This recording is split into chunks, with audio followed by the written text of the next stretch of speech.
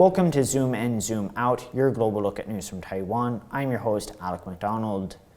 Be it tensions on the Korean Peninsula or between Taiwan and China, most modern geopolitical conflicts in Asia can trace their roots to the reshuffling on the continent at the end of the Second World War.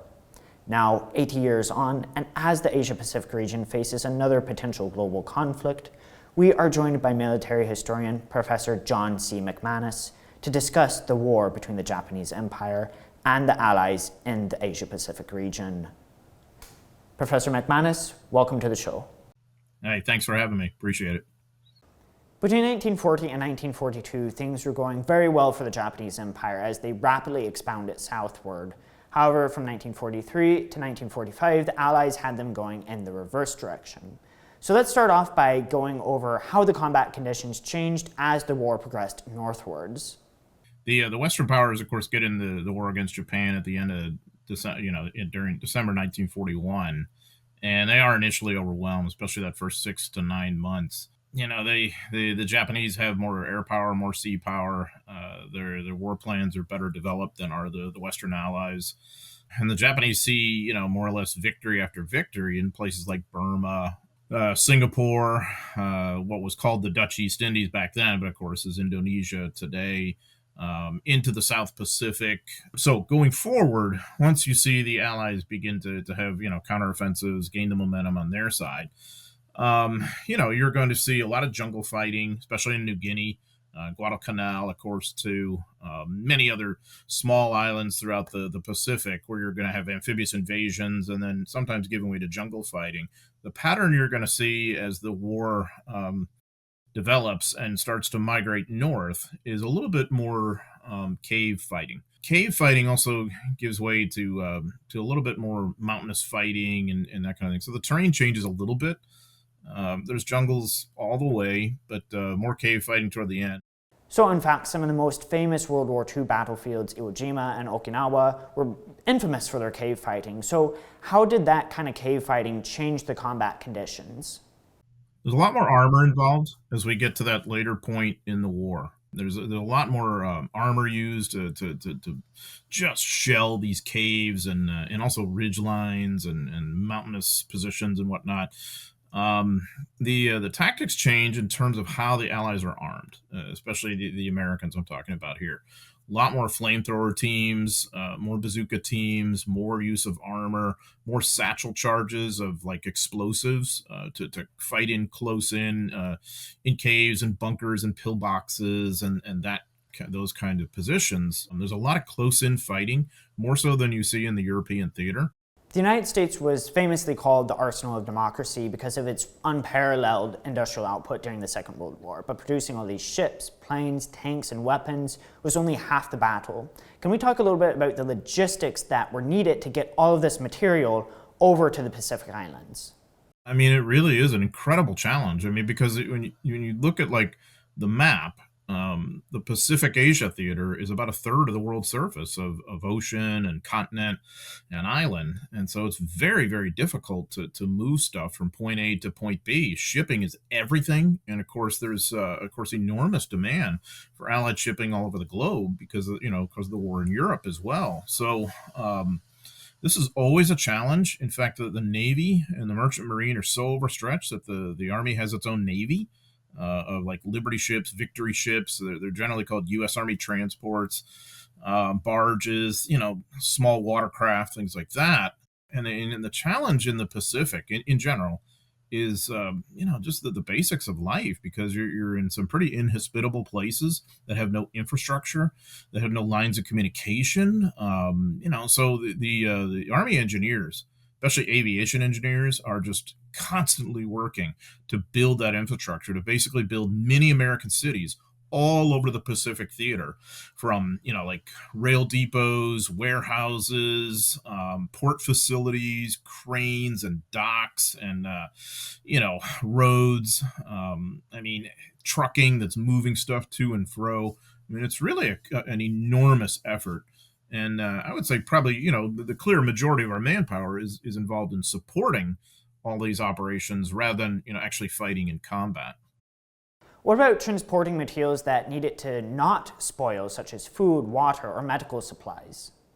Sometimes it did spoil. I mean, the main problem they have, interestingly enough, is unloading stuff efficiently. And sometimes what I mean by that is you get the ship to where you want it to go. So let's say the north coast of New Guinea, or somewhere in the Solomon Islands, or the Saipan, or wherever, and you end up with a real log jam of a lack of crews and whatever else to unload all this stuff and move it around efficiently to wherever it's supposed to go.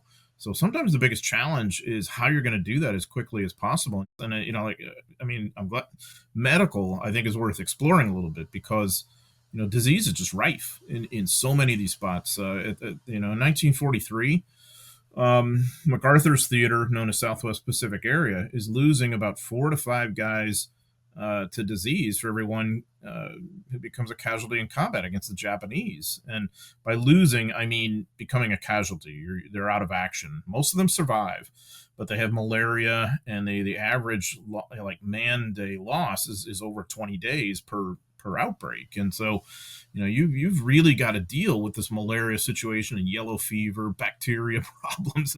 Really, the most effective way to combat this was hygiene, cleanliness, the best you could, and of course, pharmaceutical. The taking specifically of a drug called atabrine, which suppressed the symptoms of malaria. It wasn't pleasant to take, but it allowed guys to ward off malaria and to stay, upright. So this was an enormous challenge, as you can imagine. I want to talk about the medical part really quick. So aside from malaria, what sort of condition did the heat and humidity have on the wounds compared to the more temperate environments?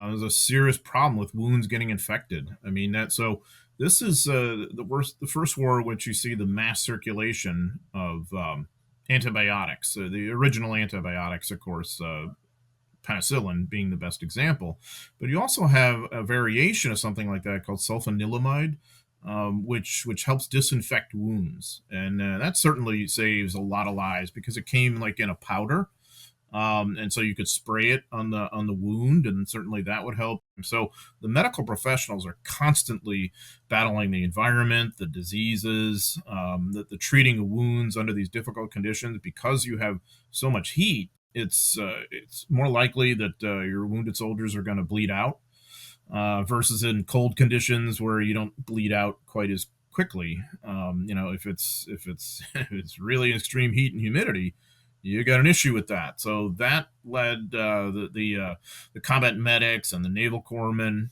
to be trained to work very, very quickly, even more so than other places, to stanch the flow of blood, because they knew this could be a real problem. And they knew dehydration could be a serious problem too. And that might, you could be combat wounded, and the big threat is you're losing so much fluid, and then you could die of dehydration. So they're constantly having to think about these things.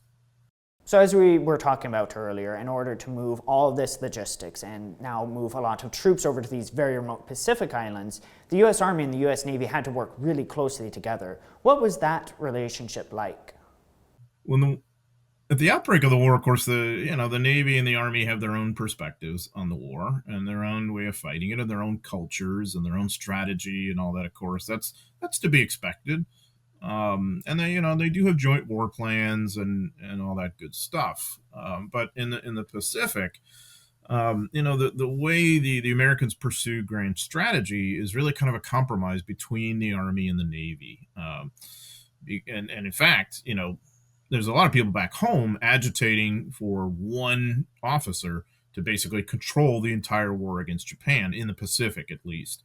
And generally, that's like the Hearst media empire wants Douglas MacArthur to control the whole thing. So there's a compromise, and they basically set up two different distinct commands, one under MacArthur called the Southwest Pacific Area, and one under Admiral Chester Nimitz, who's the commander-in-chief of the Pacific Fleet, but also the commander of 3 theaters, North Pacific, Central, and South Pacific, which amounts to huge chunk of the globe. So they're going to coexist and sometimes compete, in MacArthur's mind, more so than Nimitz. So there's kind of uneasy compromise between the Army and the Navy at that level.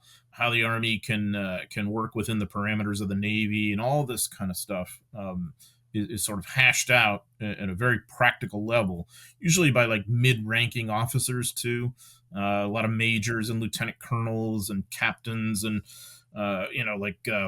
lieutenants and lieutenant commanders and whatnot who are really figuring this out on the fly. And I think really quite successfully, especially when you compare them to the Japanese, where the Army and the Navy don't cooperate particularly well.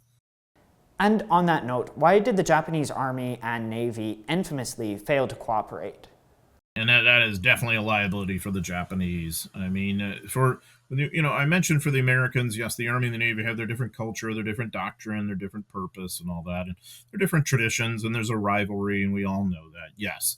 But for the Japanese, it's more than that. It's all that plus a completely different kind of political dimension to what the Army and the Navy represent in Japanese society. I'm really generalizing, but the Imperial Japanese Navy tends to be a bit more cosmopolitan just by its very nature than does the Imperial Japanese Army.